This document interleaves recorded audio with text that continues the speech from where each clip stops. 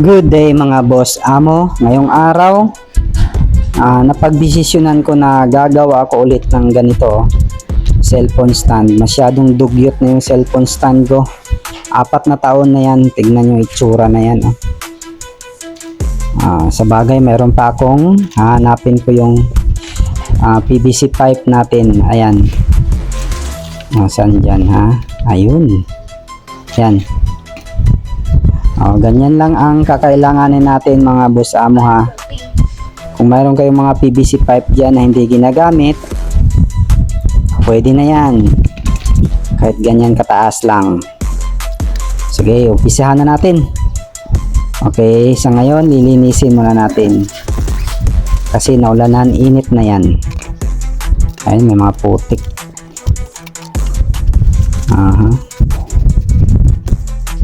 Ayan, lilinisin natin mabuti. Tapos hahatiin natin yan sa gitna. Ayan. Kasi mamaya iinitin natin yan sa LPG natin. Ayan, sa gasol. Para mag-straight yan. Ayan o. Ayan, iinitin natin. Para lumambot siya mga boss amo ha, ang ibig kong sabihin. Pag lumambot na yan, masyadong malambot na yan, pwede natin yan ma-flat. Yan ang gagawin natin. Ayan, tsaga-tsaga lang. Ingat po tayo kapag nag-iinit tayo ng ganyan ha. Pwede tayo mapaso dyan. Ayan, dahan-dahan lang. Kaya nagsuot ako ng gloves dyan kasi mainit yan. Taste lang. Ayan. I-stretch lang natin yan. Okay. Yung alanganin pa sa init, pwede pa natin initin ulit. Ayan o. Kasi matigas pa yung dulo Kailangan malambot na malambot talaga. Pero hindi dapat masunog ha. Kasi mag-itim yan, pangit. Masunog. Okay, pwede na yan. Ayan, i-flat natin. Okay. Yan. Hintay lang tayo ng mga 10 seconds. Ayan. Okay. Ayan na, malamig na. Di ba? Flat na. Tapos, ayan, lilihain natin ulit. Tatanggalin natin yung mga madudumi na hindi natanggal. Ayan. Okay, susukatan natin yung sample natin na cellphone stand. Ayan yung dugyot na yan. Ayan. Ilang taon ko na rin yung pinagtiisan ha. Ginawa ko rin yan. Okay. Kuha tayo ng sukat niyan. Kayo nang bahala kung anong gusto niyo yung laki. Pero sa akin ito lang kasi cellphone lang naman. Pwede niyo gayahin ng sukat na yan. Ayan. 55 cm. Yan.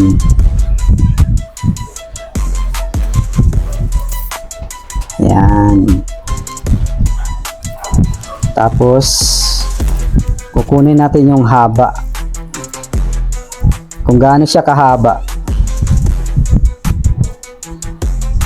Yan. Hindi tayo basta-basta magputol dyan kasi yan lang natitira nating PVC pipe. Wala na tayong iba. Kailangan kasyang-kasya, saktong-sakto lang talaga. Ayan. Okay, 6 inches, mga 8 inches. May allowance. Ang guhit yan, 8 inches. Yan. 8 inches ang haba. Tapos 50 cm. Tapos yan yung kuan niya. Ayun, pwede pa. Ayos. Okay, tatabasin na natin. Matapos natin maguhitan yan, tatabasin natin. Kailangan tuwid na tuwid yung pagkuan natin dyan. Ayan. Okay. Pagpasensyahan nyo na. Hindi masyadong nakita, oh. Ayan na, tinabas na. Ayan. Minsan hindi ko mapansin na yung camera ko pala bumaba na. Pagpasensyahan nyo na. Ayan na. Tapos nyan, susunugin na natin yan, ha.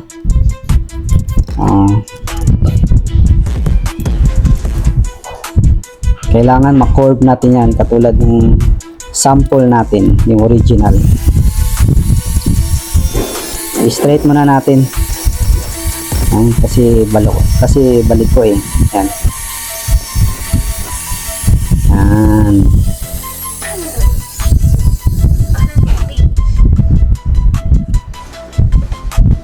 Okay.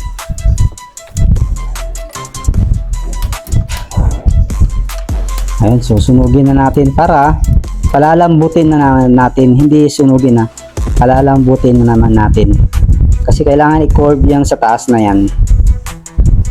Curve, may apoy po yan, ha. Yan, hindi lang nakikita kasi kulay blue eh. Yan, curve.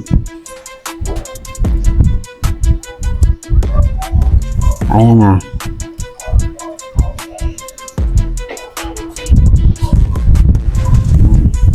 Kayo na po bahala kung anong gusto nyong mahabang curve o simple lang.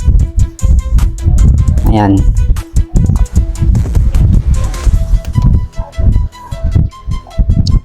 Okay, tapos palalambutin naman natin uli para sa baba. Okay, titignan nyo lang mabuti, ha, kung paano ko binaluktot yan siya.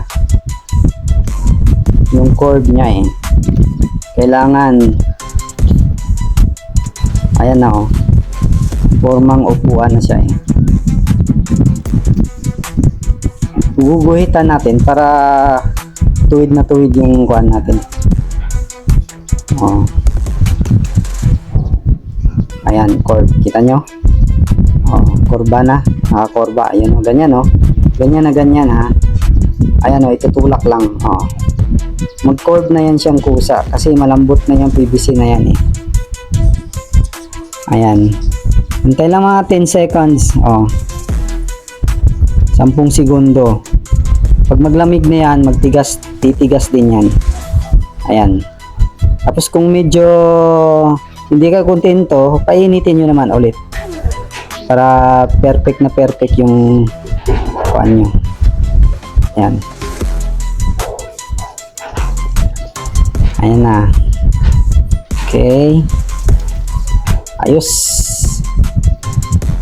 Oh, ganyan na ganyan siya mga boss amo. Oh. Oh, ganyan, oh. Okay na yan. Sunod, yung pakpak na naman niya. O, ayan, oh, susukatin natin. Mga 5 inches. Pwede na. Dito, 6 or 7. Ayan.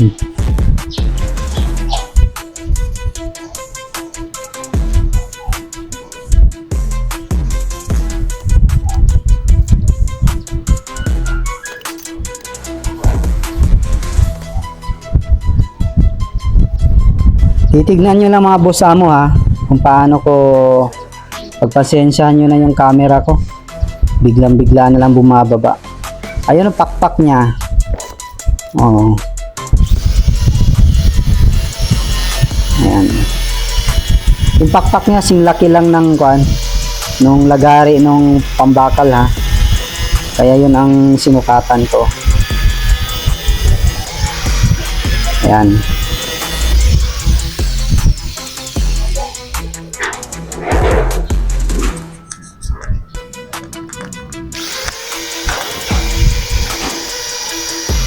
Ayan, tatlo ang ginawa ko.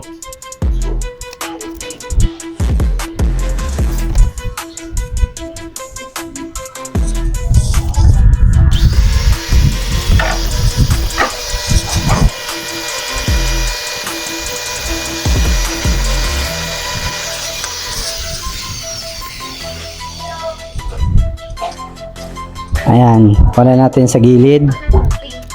Tapos,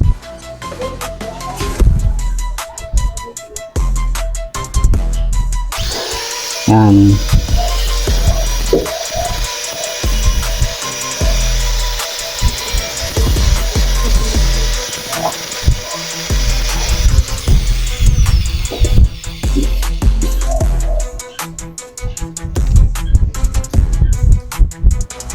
Okay. Kailangan pantay na pantay ang mga busa mo ha. Parehas sila ng laki at haba.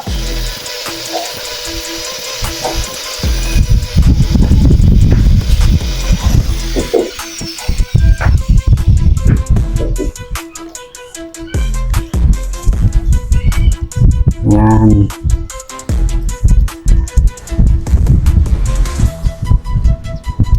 Sunod niyan, iinitin naman natin yan siya, yung tatlo mga boss amo. Yung pakpak na yan, ganyan no. Pakurba pa rin. Yan.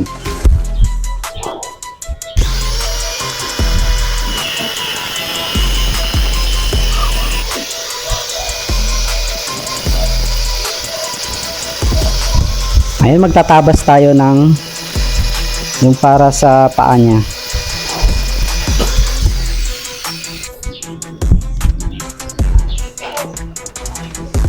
Ayan. Simpleng-simple lang mga boss amo, no?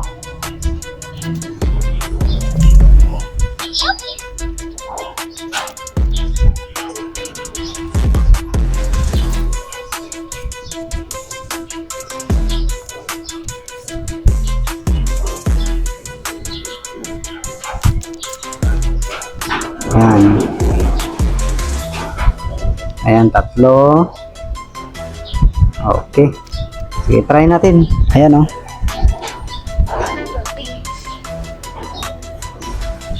Dapat may pambutas kayo dyan mga boss amo. Kasi yung blind rivets natin, ipapasok natin dyan. Ayan. Mayroon tayong ding riveter. Dapat mayroon kang riveter. May blind rivets. Tsaka yung barina para mapangbutas.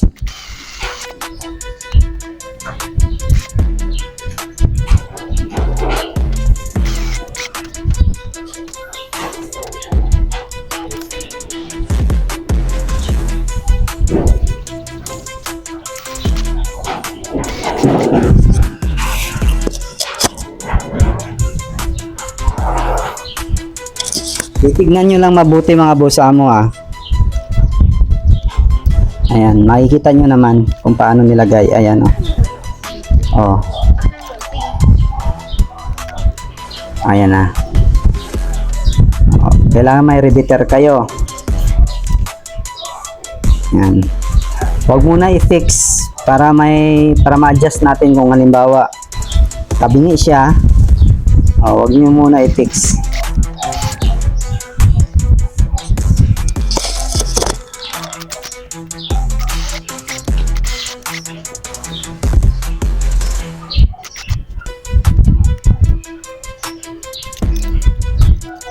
Ayan na.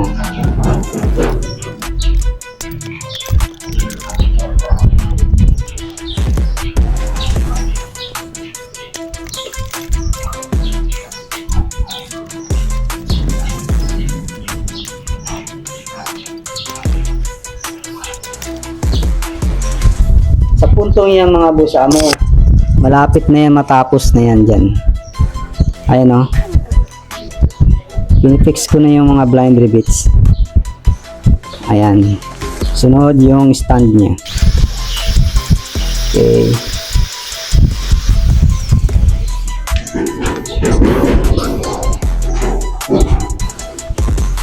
Simpleng-simple lang yan. Kayang-kaya nyo yung gawin.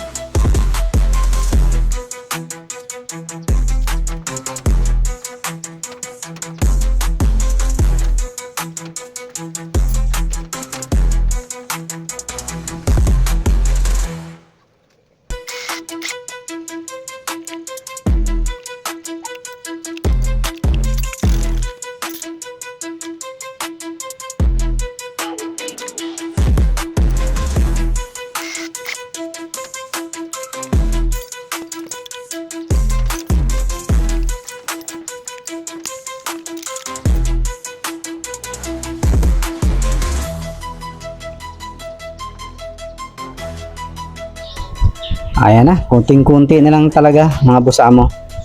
Kunting tiis na lang. Ayan, puputulin natin yan kasi sumobra eh. Okay lang sumobra, huwag lang mabitin. Ayan na. O, diba? O. Ayos. Ayan na mga boss amo. Tingnan nyo nga na itsura. O. Diba? Sino bang magsasabi na isa yung PVC pipes? O. Diba? Recycled. O. Diba? Malinis na malinis kumpara yung sa dati. Dugyot masyado. Ayun, hindi talaga matutumba yung cellphone nyo dyan. Maraming salamat mga boss amo.